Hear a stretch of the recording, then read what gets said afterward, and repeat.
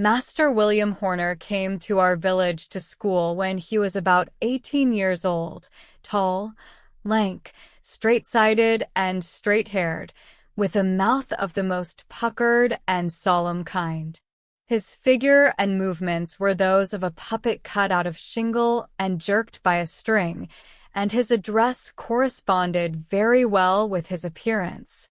Never did that prim mouth give way before a laugh. A faint and misty smile was the widest departure from its propriety, and this unaccustomed disturbance made wrinkles in the flat, skinny cheeks like those in the surface of a lake, after the intrusion of a stone. Master Horner knew well what belonged to the pedagogical character, and that facial solemnity stood high on the list of indispensable qualifications. He had made up his mind before he left his father's house how he would look during the term. He had not planned any smiles, knowing that he must board round, and it was not for ordinary occurrences to alter his arrangements, so that when he was betrayed into a relaxation of the muscles, it was, in such a sort, as if he was putting his bread and butter in jeopardy. Truly he had a grave time that first winter. The rod of power was new to him, and he felt it his duty to use it more frequently than might have been thought necessary by those upon whose sense the privilege had palled. Tears and sulky faces, and impotent fists doubled fiercely when his back was turned, were the rewards of his conscientiousness, and the boys, and girls too, were glad when working time came round again, and the master went home to help his father on the farm. But with the autumn came Master Horner again, dropping among us as quietly as the faded leaves, and awakening at least as much serious reflection. Would he be as self-sacrificing as before, postponing his own ease and comfort to the public good, or would he have become more sedentary and less fond of circumambulating the schoolroom with a switch over his shoulder? Many were fain to hope he might have learned to smoke during the summer, an accomplishment which would probably have moderated his energy not a little, and disposed him rather to reverie than to action. But here he was, and all the broader-chested and stouter-armed for his labors in the harvest field. Let it not be supposed that Master Horner was of a cruel and ogreish nature, a babe-eater, a Herod, one who delighted in torturing the helpless. Such souls there may be, among those endowed with the awful control of the feral, but they are rare in the fresh and natural regions we describe. It is, we believe, where young gentlemen are to be crammed for college, that the process of hardening heart and skin together goes on most vigorously. Yet among the uneducated there is so high a respect for bodily strength that it is necessary for the schoolmaster to show, first of all, that he possesses this inadmissible requisite for his place. The rest is more readily taken for granted. Brains he may have, a strong arm he must have, so he proves the more important claim first. We must therefore make all due allowance for Master Horner, who could not be expected to overtop his position so far as to discern at once the philosophy of teaching. He was sadly browbeaten during his first term of service by a great broad-shouldered lout of some 18 years or so, who thought he needed a little more of schooling, but at the same time felt quite competent to direct the manner and measure of his attempts. "You'd ought to begin with large hand, Joshua," said Master Horner to this youth. "What should I want coarse hand for?" said the disciple, with great contempt. "Coarse hand won't never do me no good. I want a fine hand copy." The master looked at the infant giant, and did as he wished, but we say not with what secret resolutions. At another time, Master Horner, having had a hint from someone more knowing than himself, proposed to his elder scholars to write after dictation, expatiating at the same time quite floridly, the ideas having been supplied by the knowing friend, upon the advantages likely to arise from this practice, and saying, among other things, "It will help you, when you write letters, to spell the words good." "Pooh," said Joshua, "spellin' ain't nothin'. Let them that finds the mistakes correct 'em. I'm for everyone's havin' a way of their own." "How dared you be so saucy to the master?" asked one of the little boys after school. "Because I could lick him, easy," said the hopeful Joshua, who knew very well why the master did not undertake him on the spot. Can we wonder that Master Horner determined to make his empire good as far as it went? A new examination was required on the entrance into a second term, and, with whatever secret trepidation, the master was obliged to submit. Our law prescribes examinations, but forgets to provide for the competency of the examiners, so that few better farces offer than the course of question and answer on these occasions. We know not precisely what were Master Horner's trials, but we have heard of a sharp dispute between the inspectors whether angel spelt angle or angel. Angle had it, and the school maintained that pronunciation ever after. Master Horner passed, and he was requested to draw up the certificate for the inspectors to sign, as one had left his spectacles at home, and the other had a bad cold, so that it was not convenient for either to write more than his name. Master Homer's exhibition of learning on this occasion did not reach us, but we know that it must have been considerable, since he stood the ordeal. "What is orthography?" said an inspector once, in our presence. The candidate writhed a good deal, studied the beams overhead and the chickens out of the window, and then replied, "It is so long since I learnt the first part of the spelling book that I can't justly answer that question. What if I could just look it over? I guess I could." Our schoolmaster entered upon his second term with new courage and invigorated authority. Twice certified, who should dare doubt his competency? Even Joshua was civil, and lesser louts of course obsequious, though the girls took more liberties, for they feel even at that early age that influence is stronger than strength. Could a young schoolmaster think of failing a girl with her hair in ringlets and a gold ring on her finger? Impossible, and the immunity extended to all the little sisters and cousins, and there were enough large girls to protect all the feminine part of the school. With the boys, Master Horner still had many a battle, and whether with a view to this, or as an economical ruse, he never wore his coat in school, saying it was too warm. Perhaps it was an astute attention to the prejudices of his employers, who love no man that does not earn his living by the sweat of his brow. The shirt sleeves gave the idea of a manual labor school in one sense at least. It was evident that the master worked, and that afforded a probability that the scholars worked too. Master Horner's success was most triumphant that winter. A year's growth had improved his outward man exceedingly, filling out the limbs so that they did not remind you so forcibly of a young colt's, and supplying the cheeks with the flesh and blood so necessary where mustaches were not worn. Experience had given him a degree of confidence, and confidence gave him power. In short, people said the master had waked up, and so he had. He actually set about reading for improvement, and although at the end of the term he could not quite make out from his historical studies which side Hannibal was on, yet this is readily explained by the fact that he boarded round, and was obliged to read generally by firelight, surrounded by ungoverned children. After this, Master Horner made his own bargain.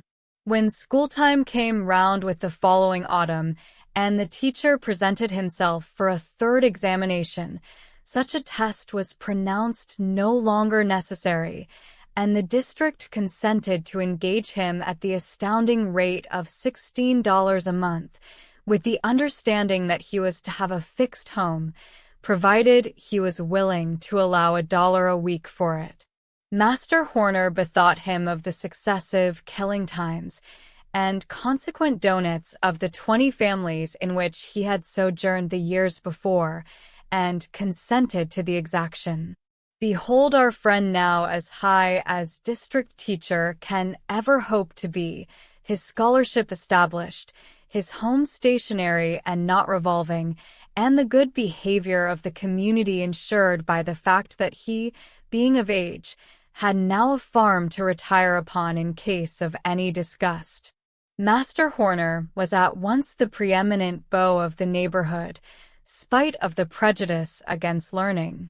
He brushed his hair straight up in front, and wore a sky-blue ribbon for a guard to his silver watch, and walked as if the tall heels of his blunt boots were eggshells and not leather. Yet he was far from neglecting the duties of his place. He was beau only on Sundays and holidays, very schoolmaster the rest of the time. It was at a spelling school that Master Horner first met the educated eyes of Miss Harriet Bangle, a young lady visiting the Engleharts in our neighborhood. She was from one of the towns in western New York, and had brought with her a variety of city airs and graces somewhat caricatured, set off with year-old French fashions much travestied. Whether she had been sent out to the new country to try, somewhat late, a rustic chance for an establishment, or whether her company had been found rather trying at home, we cannot say. The view which she was at some pains to make understood was, that her friends had contrived this method of keeping her out of the way of a desperate lover whose addresses were not acceptable to them. If it should seem surprising that so highbred a visitor should be sojourning in the wild woods, it must be remembered that more than one celebrated Englishman and not a few distinguished Americans have farmer brothers in the western country, no whit less rustic in their exterior and manner of life than the plainest of their neighbors. When these are visited by their refined kinsfolk, we of the woods catch glimpses of the gay world, or think we do. That great medicine hath, with its tinct gilded, many a vulgarism to the satisfaction of wiser heads than ours.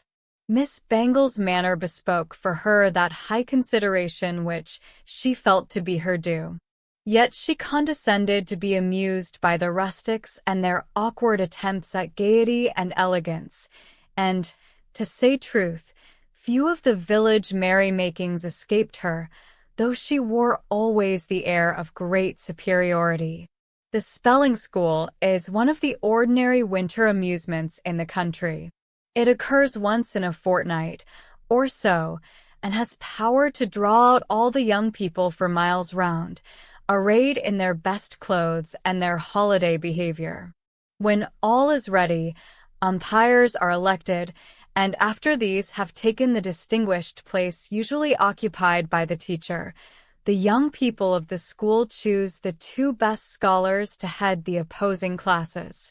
These leaders choose their followers from the mass, each calling a name in turn, until all the spellers are ranked on one side or the other, lining the sides of the room, and all standing.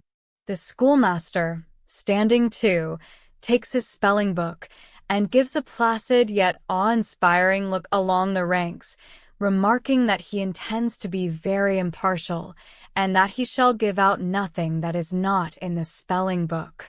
For the first half-hour or so he chooses common and easy words, that the spirit of the evening may not be damped by the too early thinning of the classes.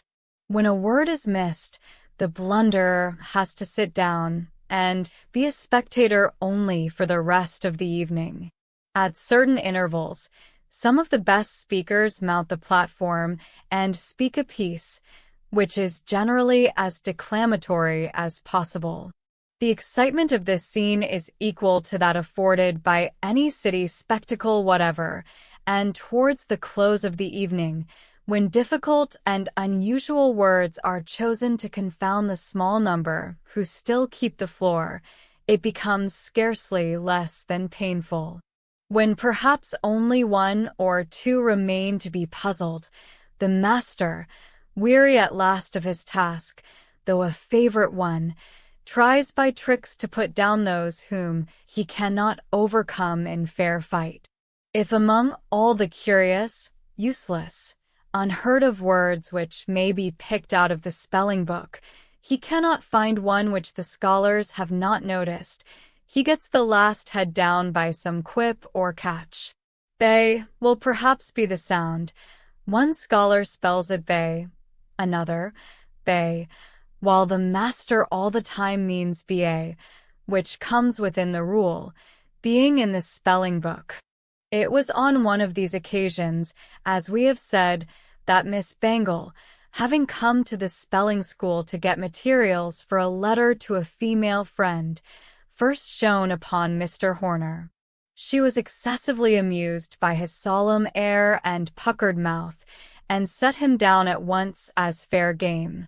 Yet she could not help becoming somewhat interested in this spelling school, and after it was over found she had not stored up half as many of the schoolmaster's points as she intended, for the benefit of her correspondent. In the evening's contest, a young girl from some few miles' distance, Ellen Kingsbury, the only child of a substantial farmer, had been the very last to sit down, after a prolonged effort on the part of Mr. Horner to puzzle her, for the credit of his own school. She blushed and smiled and blushed again, but spelled on, until Mr. Horner's cheeks were crimson with excitement and some touch of shame that he should be baffled at his own weapons. At length, either by accident or design, Ellen missed a word, and sinking into her seat was numbered with the slain. In the laugh and talk which followed, for with the conclusion of the spelling, all form of a public assembly vanishes, our schoolmaster said so many gallant things to his fair enemy, and appeared so much animated by the excitement of the contest, that Miss Bangle began to look upon him with rather more respect, and to feel somewhat indignant that a little rustic like Ellen should absorb the entire attention of the only beau. She put on, therefore, her most gracious aspect, and mingled in the circle, caused the schoolmaster to be presented to her, and did her best to fascinate him by certain airs and graces which she had found successful elsewhere. What game is too small for the close-woven net of a coquette?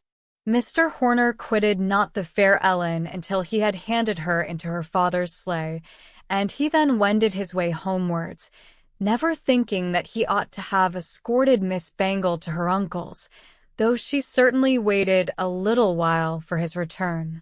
We must not follow into particulars the subsequent intercourse of our schoolmaster with the civilized young lady. All that concerns us is the result of Miss Bangle's benevolent designs upon his heart. She tried most sincerely to find its vulnerable spot, meaning no doubt to put Mr. Homer on his guard for the future, and she was unfeignedly surprised to discover that her best efforts were of no avail. She concluded he must have taken a counterpoison, and she was not slow in guessing its source. She had observed the peculiar fire which lighted up his eyes in the presence of Ellen Kingsbury, and she bethought her of a plan which would ensure her some amusement at the expense of these impertinent rustics, though in a manner different somewhat from her original, more natural idea of simple coquetry.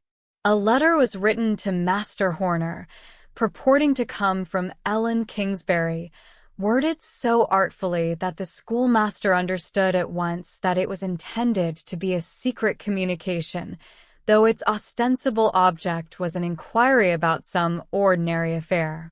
This was laid in Mr. Horner's desk before he came to school, with an intimation that he might leave an answer in a certain spot on the following morning. The bait took at once, for Mr. Horner, honest and true himself, and much smitten with the fair Ellen, was too happy to be circumspect. The answer was duly placed, and as duly carried to Miss Bangle by her accomplice, Joe Englehart, an unlucky pickle who was always for ill, never for good, and who found no difficulty in obtaining the letter unwatched, since the master was obliged to be in school at 9, and Joe could always linger a few minutes later. This answer being opened and laughed at, Miss Bangle had only to contrive a rejoinder, which being rather more particular in its tone than the original communication, led on yet again the happy schoolmaster, who branched out into sentiment, taffeta phrases, silken terms precise, talked of hills and dales and rivulets, and the pleasures of friendship, and concluded by entreating a continuance of the correspondence.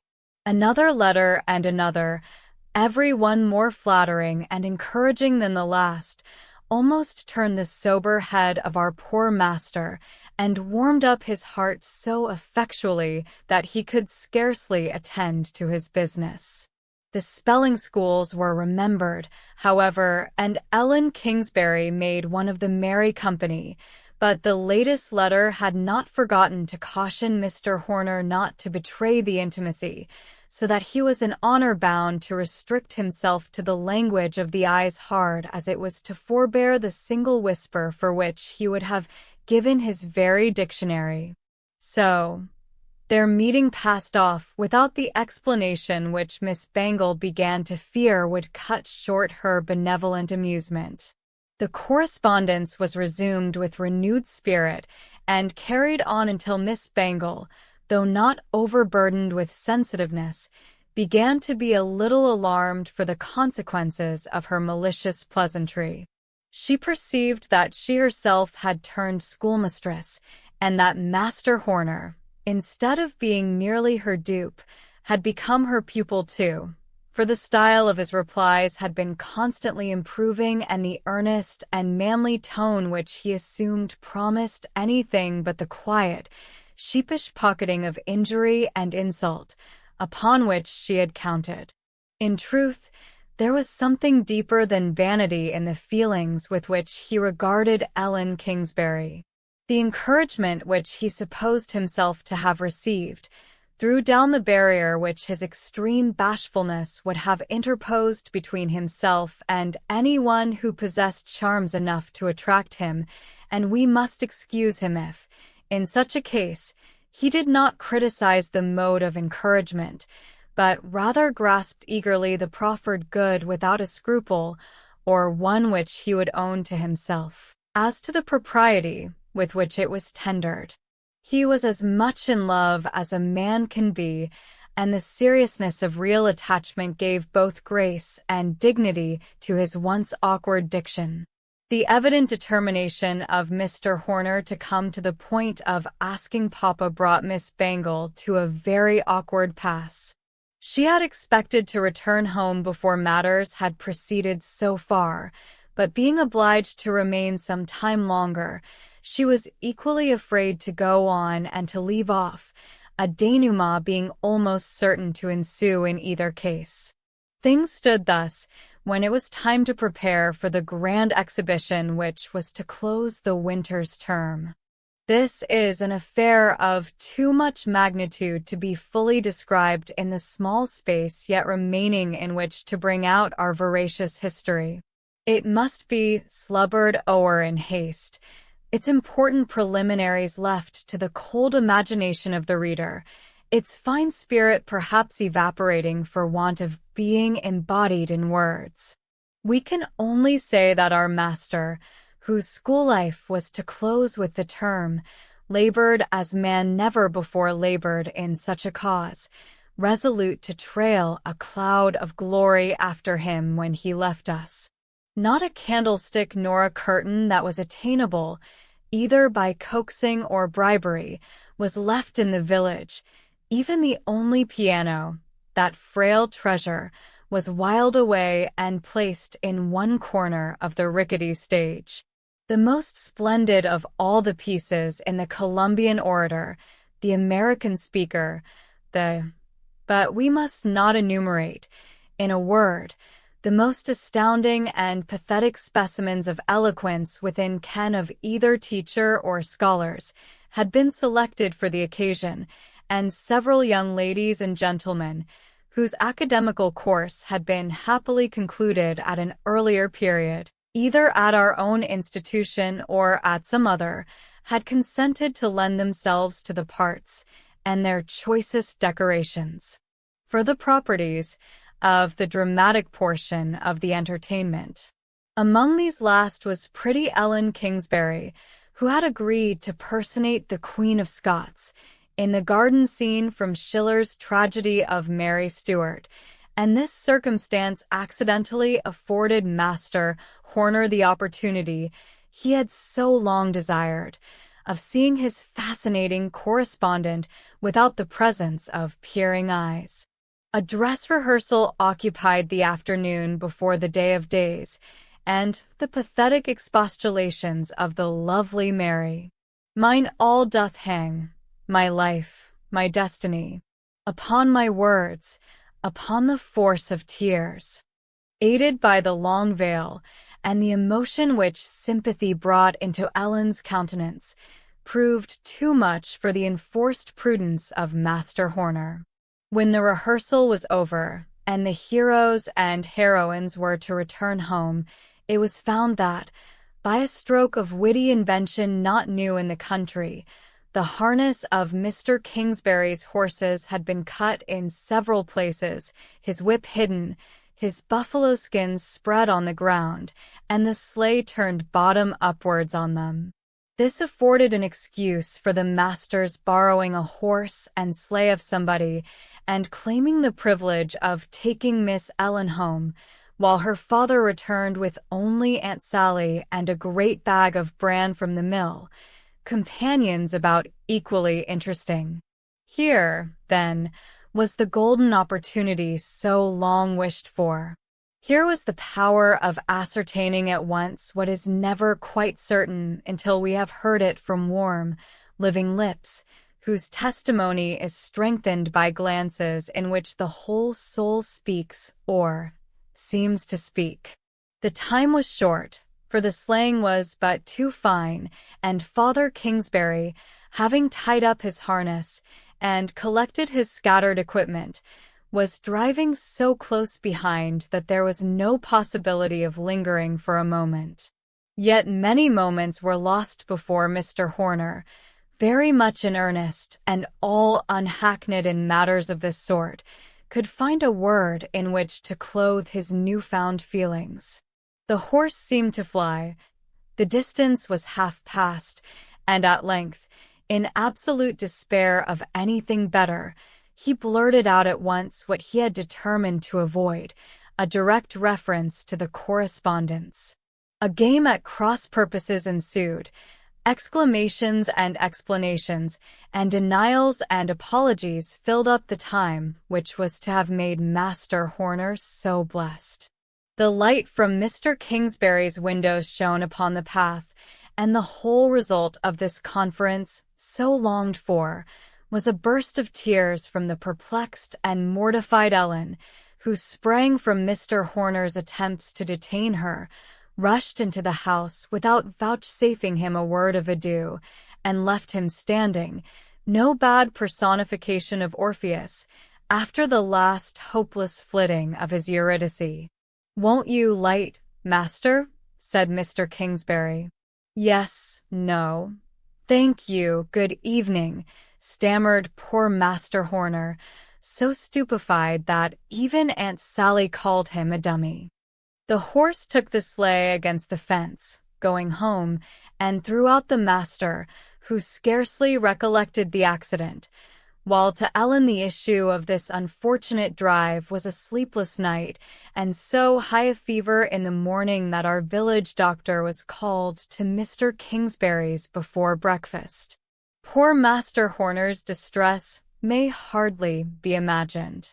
Disappointed, bewildered, cut to the quick, yet as much in love as ever, He could only in bitter silence turn over in his thoughts the issue of his cherished dream, now persuading himself that Ellen's denial was the effect of a sudden bashfulness, now inveighing against the fickleness of the sex, as all men do when they are angry with any one woman in particular. But his exhibition must go on in spite of wretchedness, and he went about mechanically, talking of curtains and candles and music and attitudes and pauses and emphasis, looking like a somnambulist whose eyes are open but their sense is shut, and often surprising those concerned by the utter unfitness of his answers. It was almost evening when Mr. Kingsbury, having discovered, through the intervention of the doctor and Aunt Sally, the cause of Ellen's distress, made his appearance before the unhappy eyes of Master Horner, angry, solemn, and determined, taking the schoolmaster apart and requiring an explanation of his treatment of his daughter. In vain did the perplexed lover ask for time to clear himself, declare his respect for Miss Ellen, and his willingness to give every explanation which she might require. The father was not to be put off, and though excessively reluctant, Mr. Horner had no resource but to show the letters which alone could account for his strange discourse to Ellen. He unlocked his desk, slowly and unwillingly, while the old man's impatience was such that he could scarcely forbear thrusting in his own hand to snatch at the papers which were to explain this vexatious mystery. What could equal the utter confusion of Master Horner and the contemptuous anger of the father when no letters were to be found? Mr. Kingsbury was too passionate to listen to reason, or to reflect for one moment upon the irreproachable good name of the schoolmaster. He went away in inexorable wrath, threatening every practicable visitation of public and private justice upon the head of the offender, whom he accused of having attempted to trick his daughter into an entanglement which should result in his favor. A doleful exhibition was this last one of our thrice approved and most worthy teacher. Stern necessity and the power of habit enabled him to go through with most of his part, but where was the proud fire which had lighted up his eye on similar occasions before? He sat as one of 3 judges before whom the unfortunate Robert Emmet was dragged in his shirt-sleeves by 2 fierce-looking officials, but the chief judge looked far more like a criminal than did the proper representative. He ought to have personated Othello, but was obliged to excuse himself from raving for the handkerchief. The handkerchief, on the rather anomalous plea of a bad cold. Mary Stuart being, the bond, was anxiously expected by the impatient crowd, and it was with distress amounting to agony that the master was obliged to announce, in person, the necessity of omitting that part of the representation on account of the illness of one of the young ladies. Scarcely had the words been uttered, and the speaker hidden his burning face behind the curtain, when Mr. Kingsbury started up in his place amid the throng, to give a public recital of his grievance, no uncommon resort in the new country. He dashed at once to the point, and before some friends who saw the utter impropriety of his proceeding could persuade him to defer his vengeance, he had laid before the assembly, some 300 people, perhaps, his own statement of the case. He was got out at last, half coaxed, half hustled, and the gentle public only half understanding what had been set forth thus unexpectedly, made quite a pretty row of it. Some clamored loudly for the conclusion of the exercises, others gave utterances in no particularly choice terms to a variety of opinions as to the schoolmaster's proceedings, varying the note occasionally by shouting, "The letters! The letters! Why don't you bring out the letters?" At length, by means of much rapping on the desk by the president of the evening, who was fortunately a popular character, order was partially restored, and the favorite scene from Miss Moore's dialogue of David and Goliath was announced as the closing piece. The sight of little David in a white tunic edged with red tape, with a calico scrip and a very primitive-looking sling, and a huge Goliath decorated with a militia belt and sword, and a spear like a weaver's beam indeed, enchained everybody's attention. Even the peccant schoolmaster and his pretended letters were forgotten, while the sapient Goliath, every time that he raised the spear, in the energy of his declamation, to thump upon the stage, picked away fragments of the low ceiling, which fell conspicuously on his great shock of black hair. At last, with the crowning threat, up went the spear for an astounding thump, and down came a large piece of the ceiling, and with it, a shower of letters. The confusion that ensued beggars all description. A general scramble took place, and in another moment 20 pairs of eyes, at least, were feasting on the choice phrases lavished upon Mr. Horner.